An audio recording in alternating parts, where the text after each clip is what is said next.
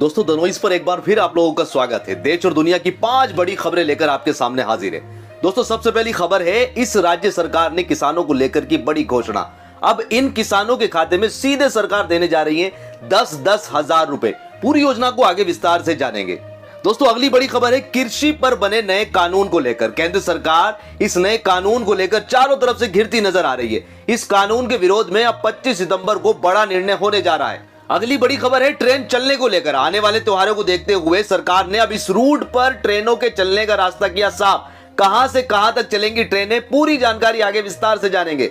अगली खबर है, स्कूलों की फीस को लेकर। स्कूलों की फीस पर मनमानी के चलते अभिभावक परेशान हैं, जिसको देखते हुए कोर्ट और सरकार ने बड़ी राहत दी है। अब नहीं देनी होगी फीस, पूरी जानकारी आगे बताने वाले हैं। विश्वविद्यालय की परीक्षाओं और सत्र को लेकर भी एक बड़ी जानकारी सामने आ रही है। पासपोर्ट को लेकर भी एक बड़ी अपडेट है। अब इन देशों में नहीं लगेगा पासपोर्ट। पूरी जानकारी के लिए बने रहे हमारे साथ। सरकारी नौकरी को लेकर भी एक बड़ी जानकारी सामने आ रही है। इसी के साथ मौसम विभाग ने इन इलाकों में जारी किया अलर्ट।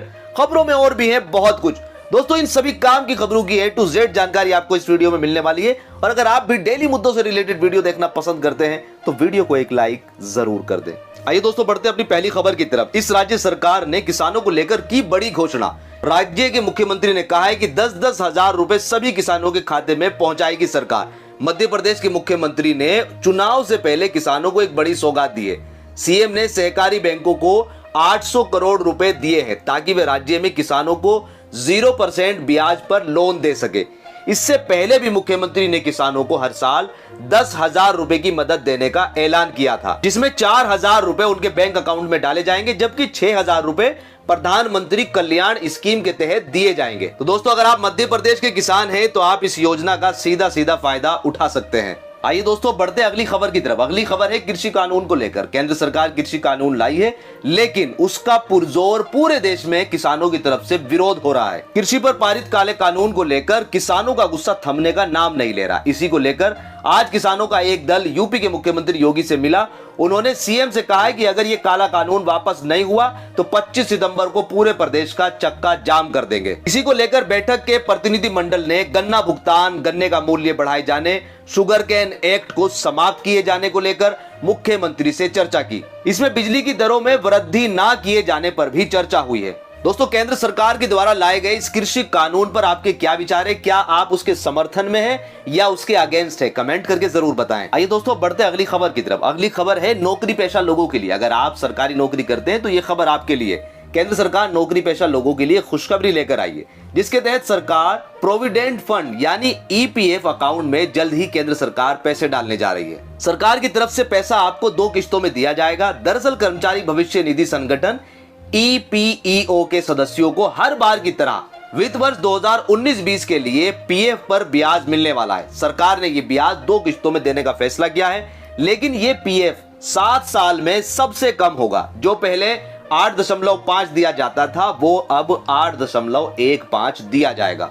आइए दोस्तों बढ़ते अगली खबर की तरफ। अगली खबर है ट्रेनों के चलने को लेकर। फेस्टिवल का दौर शुरू होने वाला है, जिसको देखकर अब रेलवे लगातार कोशिश कर रहा है कि वो अपनी ट्रेनों को सुचारू रूप से चला सके।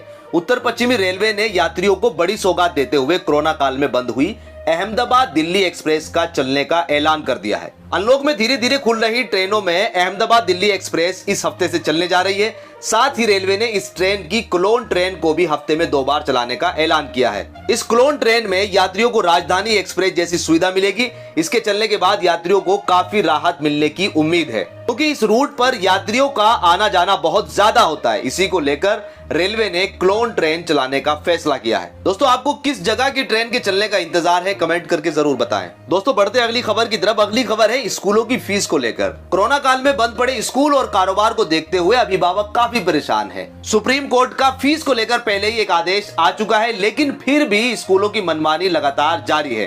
कोरोना काल में बंद हुए स्कूलों की फीस को लेकर हाई कोर्ट ने सभी सरकारी और प्राइवेट स्कूलों से सिर्फ ट्यूशन फीस का 70% लेने को कहा है। लेकिन हाई कोर्ट के आदेश के बाद भी राजस्थान के सभी स्कूल ट्यूशन फीस का 70% लेने के बजाय पूरी फीस का 70% वसूल रहे हैं, जिससे अभिभावक काफी नाराज है। कोर्ट ने कहा है कि ये फीस आपको 3 किस्तों में लेनी है, जिसमें पहली किस्त 30 नवंबर, दूसरी किस्त 30 दिसंबर और तीसरी किस्त 31 जनवरी को लेनी है। लेकिन स्कूल इसको लेकर अपनी मनमानी कर रहे हैं। तो दोस्तों यहां पर साफ साफ कोर्ट का आदेश है कि ट्यूशन फीस का 70% ले सकते हैं, टोटल फीस का 70% नहीं ले सकते। आपके यहां के स्कूल आपसे क्या डिमांड कर रहे हैं, कमेंट करके जरूर बताएं। आइए दोस्तों बढ़ते अपनी अगली खबर की तरफ। कोरोना वायरस के बढ़ते प्रकोप को देखते हुए लोग बाग पैसे के लेन देन करते हुए डर रहे हैं, जिसको देखते हुए सरकार ने बड़ा फैसला लिया है। दिल्ली सरकार ने कोरोना संक्रमण के खतरे को देखते हुए दिल्ली परिवहन विभाग ने अपनी बसों में संपर्क रहित ई टिकटिंग ऐप चार्टर के ट्रायल को पूरा कर लिया है, जिससे कि अब डीटीसी की सभी बसों में ई टिकटिंग को बढ़ावा दिया जाएगा। इस ऐप को बनाने का कार्य आईआईटी दिल्ली और DIMTS ने पूरा किया है। 7 से 21 सितंबर तक चलने वाले इस ट्रायल में 60 से अधिक मार्गों को कवर किया गया है। इन 14 दिनों के ट्रायल में कुल 51,644 टिकट बेचे गए। इसी को लेकर सरकार अब ई टिकटिंग को पूर्ण राज्य में शुरू करने जा रही है। दोस्तों सरकार के इस फैसले को आप किस नजर से देखते हैं? क्या ई टिकटिंग की सर्विस सही रहेगी या कैश ही ठीक है? कमेंट करके जरूर बताएं। दोस्तों अगली खबर जो है वो विश्वविद्यालय को लेकर है। यूनिवर्सिटी की आने वाली परीक्षाएं और नए सत्र को लेकर यूनिवर्सिटी परेशान नजर आ रही है। विश्वविद्यालय अनुदान आयोग ने 2020-21 का शैक्षणिक कैलेंडर जारी कर दिया है, जिसके अनुसार यूजी और पीजी कोर्स के प्रथम बैच के लिए नया सत्र नवंबर में शुरू होगा।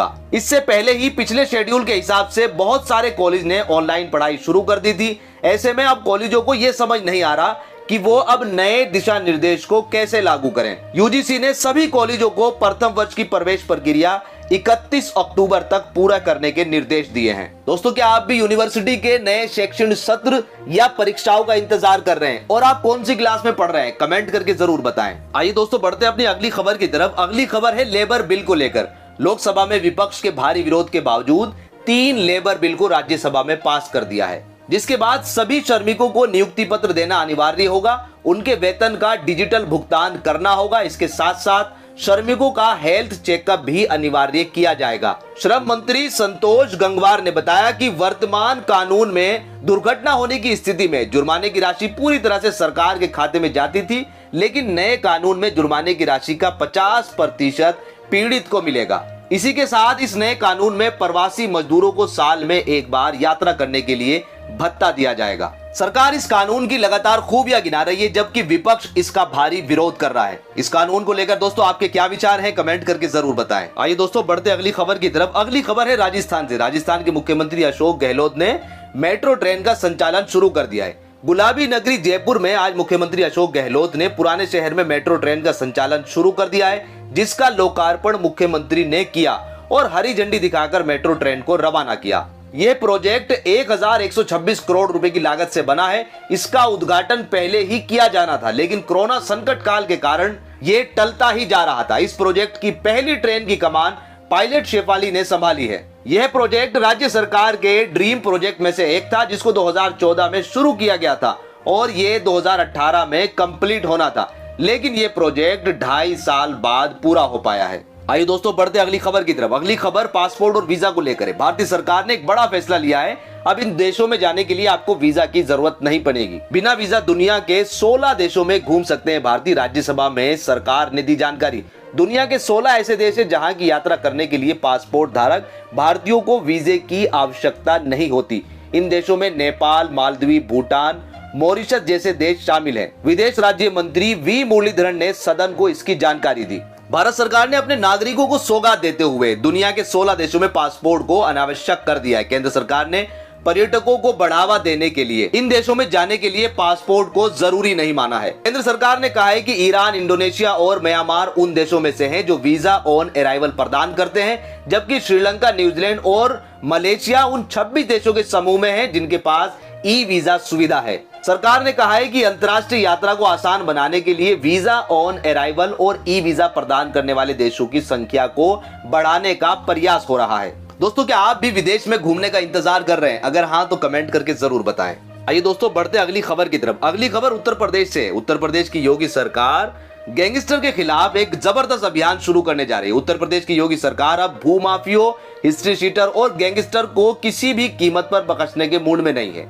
इसी के तहत पूरे प्रदेश में बाहुबली और दबंग आरोपियों के खिलाफ ताबड़तोड़ कार्रवाई की जा रही है। इस बीच योगी सरकार ने एक बड़ा आदेश जारी किया है। इस आदेश के अनुसार सरकारी जमीनों पर माफियों और अपराधियों के अवैध कब्जे तो गिराए ही जाएंगे, साथ ही उनसे हर्जाना भी वसूला जाएगा। इसके लिए एक ऑपरेशन चलाया जा रहा है जिसको ऑपरेशन नस्तनाबूद नाम दिया गया है। आइए दोस्तों अगली खबर की तरफ बढ़ते हैं। अगली खबर है दोस्तों छप्पर फाड़ खबर है कि जब ऊपर वाला देने को आता है तो कोई भी आपके बीच अड़चन नहीं आ सकता। कहते हैं जब ऊपर वाला देता है तो छप्पर फाड़ कर देता है। कुछ ऐसा ही हुआ एक मंदिर के पुजारी के साथ। ये मामला है कोची का, जहां 24 साल के अनंतु विजयनन ने 300 रुपए की एक लॉटरी का टिकट खरीदा था। उसमें उनके 12 करोड़ रुपए की लॉटरी लग गई।